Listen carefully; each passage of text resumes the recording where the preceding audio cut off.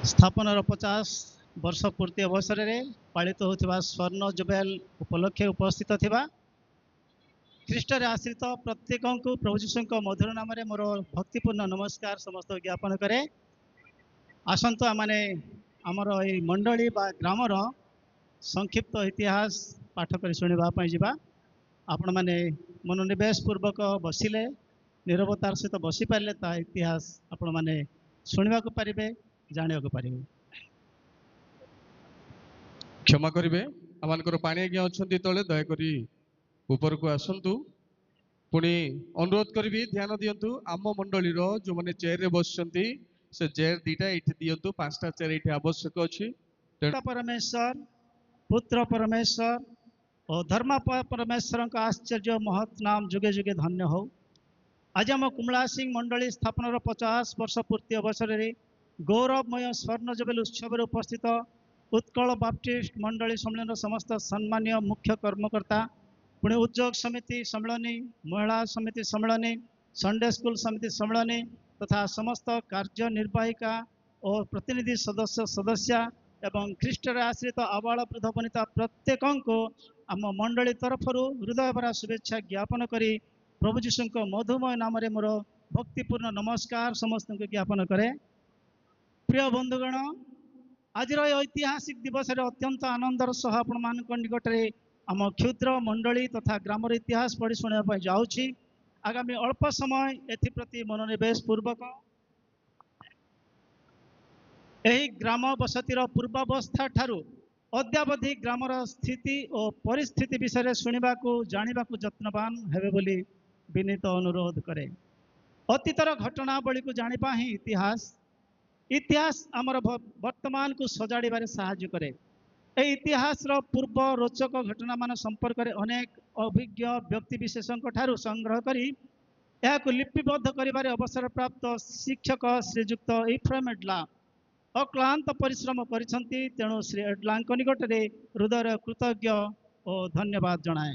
Grammar पूर्वावस्था संभवतः 1700 सालर प्रथम भागरे एकदा बड़खेमुंडी मालांचल छेलागढ़ ग्रामर स्वर्गत बंशी हलदिया स्वर्गत गोविंद हलदिया स्वर्गत सबावन हलदिया यही तीन भाई सेरंग मुठा अधिकारी छेली पल चराइबाई सेरंग ग्रामर पूर्व दिगरे अवस्थित कुलपट ग्रामर पहाड़ उपर रही छेली चराइबा कार्य करुथिले।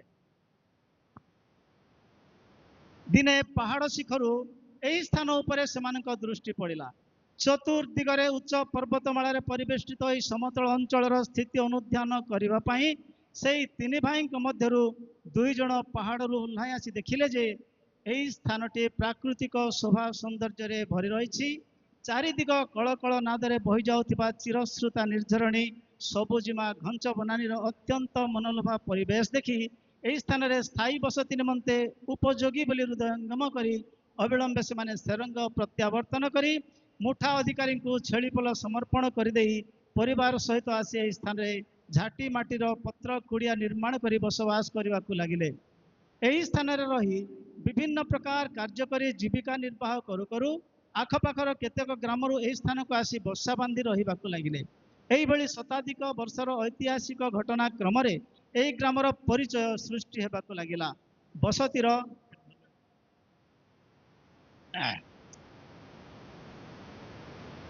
बसतिर परिवार संख्या वृद्धि पाइबा संगे संगे तत्कालीन विश्वास मत और परंपरा अनुजाई ग्रामर चतुर्पार्श्व 4 गोटी स्थान में देवादेवी पूजा अर्चना करने निमंते देवादेवी नाम पथर स्थापन करी कुकुड़ा छेली मेढ़ा पोड़ और बलद बलि दे विभिन्न पर्वपर्वाणी पालन करी पाप रूप अंधकार बुड़ी रही कारण समस्ते देव पूजक थिले। यही भली समय 1909 साल कानाडा देशर जड़े मिशनरी डॉक्टर स्वर्गत जे ग्लांडेनिंग तांकर 2 जन शिष्य गुमाना और पापाय सबरं को नहीं आमर यही ग्राम शुभवार्ता नहीं पहुँची थे। सेमानकर त्याग उद्यम बलिष्ठ प्रार्थना और परिश्रम फलस्वरूप 1910 साल सर्वप्रथम यही ग्रामर 29 जन व्यक्ति प्रभु श्रीष्ठ हृदय विश्वास और ग्रहण करी पिता पुत्र और पवित्र आत्मा नाम जलर बाप्तिस्म नहीं। से समय ठारू यही ग्राम ख्रीष्ट आलोक रेखा प्रवेश करी अहेतुक भाव में विश्वासी मान संख्या ବୃଦ୍ଧି ପାଇବାରେ ଲାଗିଲା। ଏଇଭଳି କିଛି କିଛି ବର୍ଷର ବ୍ୟବଧାନରେ ପ୍ରାୟ 12 ଥର ଅନେକ ବିଶ୍ୱାସୀ ବିଶ୍ୱାସିନୀ ପ୍ରଭୁ ଯୀଶୁଙ୍କ ପରିଚୟ ପାଇ ଜଳ ଦୀକ୍ଷା ଗ୍ରହଣ କରିଥିଲେ। ଗ୍ରାମର ନାମ ପରିବର୍ତ୍ତନ। ଆମର ଏହି ଗ୍ରାମର ନାମ ପ୍ରାଚୀନ କାଳରୁ ମର୍ଦ୍ଦଗଡ଼ ନାମରେ ନାମିତ ହୋଇଥିଲା। ସେହି ସମୟରେ ଆମର ଗ୍ରାମର ଜଣେ ମୁଠା ଅଧିକାରୀ ଇଂରେଜ ସରକାର ବିଷୟରେ ସ୍ୱର ଉତ୍ତୋଳନ କରି ଅଗମ୍ୟ ସାହସିକତା ପ୍ରଦର୍ଶନ କରିଥିଲେ। ତେଣୁ ଇଂରେଜ ସରକାର ସେହି ମୁଠା ଅଧିକାରୀଙ୍କ ସାହସିକତାକୁ ପ୍ରଶଂସା କରି ଏହି ଗ୍ରାମର ନାମ କମଳ ଶୃଙ୍ଗ ଅର୍ଥାତ୍ ପଦ୍ମରାଜ ବୋଲି ଘୋଷଣା କରିଥିଲେ।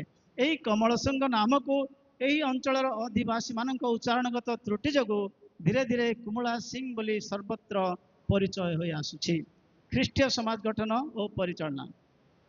1909 ସାଲରୁ ଖ୍ରୀଷ୍ଟଙ୍କ ଆଲୋକରେଖା ପ୍ରବେଶ କଲା ପରେ ଏଠାରେ ଖ୍ରୀଷ୍ଟୀୟ ସହଭାଗିତା ତଥା ଉପାସନା ଆରମ୍ଭ ହୋଇଥିଲା।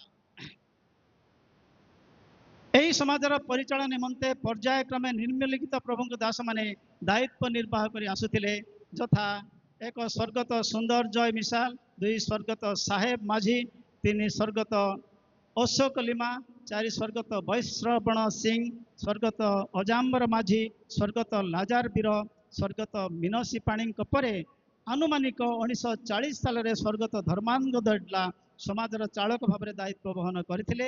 ତାଙ୍କର ଚାଳକୀୟ ସେବା କାର୍ଯ୍ୟ ମଧ୍ୟରେ ପାରିବାରିକ ସମସ୍ୟା ଅର୍ଥାତ୍ ପରିବାରର ଭରଣ ପୋଷଣ ନିମନ୍ତେ କିଛି ସମୟ ପାଇଁ ଗାଁରୁ ଆସାମ ରାଜ୍ୟକୁ ଚାଲି ଯାଇଥିଲେ। ସେହି ସମୟରେ ସ୍ୱର୍ଗତ ହେବଲ ଗୁରୁ ଓ ସ୍ୱର୍ଗତ ଯୋସେଫ ଏଡଲା ସମାଜ ପରିଚାଳନାର ଦାୟିତ୍ୱ ବହନ କରିଥିଲେ। କିଛି ବର୍ଷ ପରେ ସ୍ୱର୍ଗତ ଧର୍ମାଙ୍ଗଦ ଏଡଲାଙ୍କ ପ୍ରତ୍ୟାବର୍ତ୍ତନ ପରେ ପୁନର୍ବାର ସେ ଚାଳକ ଭାବରେ କାର୍ଯ୍ୟଭାର ଗ୍ରହଣ କରି ମଣ୍ଡଳୀ ସ୍ଥାପନ ପର୍ଯ୍ୟନ୍ତ ସେବାରେ ଲାଗି ରହିଥିଲେ।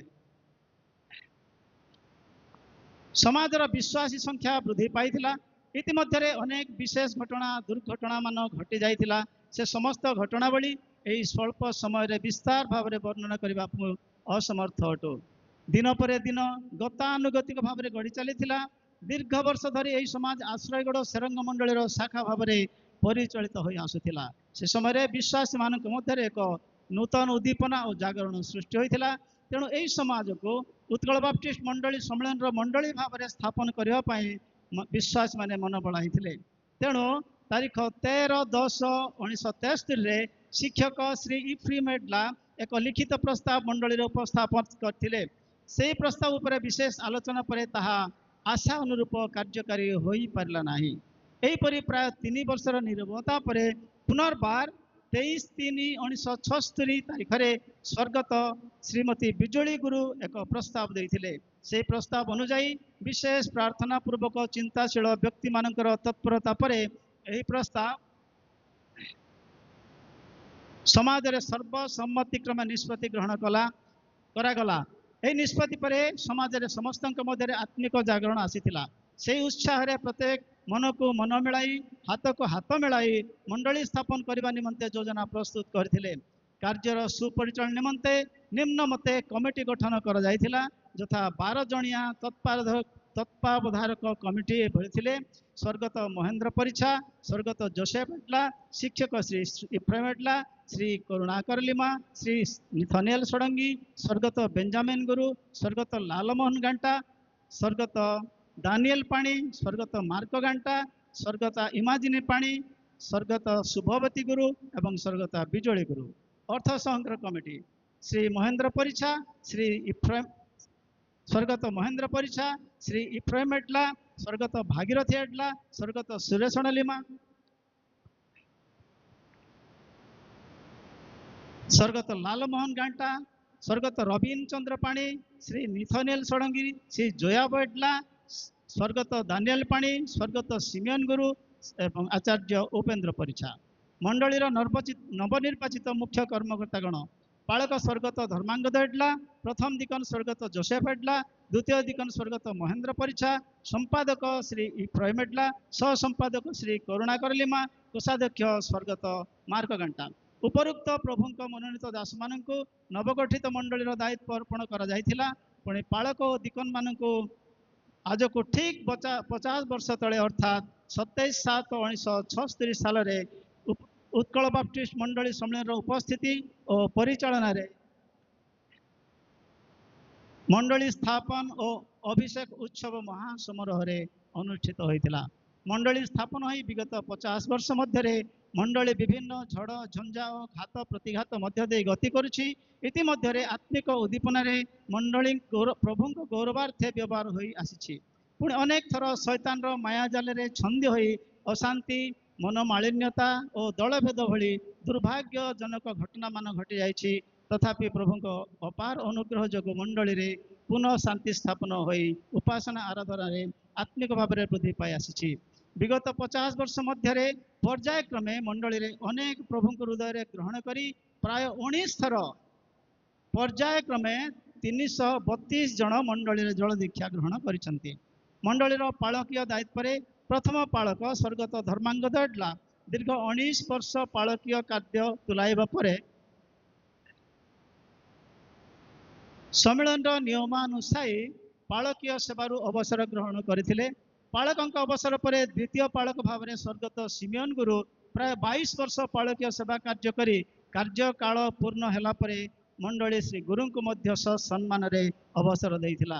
ପ୍ରାୟ 4.5 ବର୍ଷ ପାଳକ ବିହୀନ ଭାବରେ ମଣ୍ଡଳୀ ଡିକନ ମାନଙ୍କ ଦ୍ୱାରା ପରିଚାଳିତ ହୋଇ ଆସୁ ଆସୁ ମଣ୍ଡଳୀର ବୋଝଗ୍ରସ୍ତ ପ୍ରାର୍ଥନାର ଉତ୍ତର ସ୍ୱରୂପେ ସଦାପ୍ରଭୁ ତାରିଖ 8/1/2025ରେ ତୃତୀୟ ପାଳକ ଭାବରେ ଆଚାର୍ଯ୍ୟ ବିହିତ କୁମାର ପରିଛାଙ୍କୁ ମଣ୍ଡଳୀକୁ ଯୋଗାଇଲେ।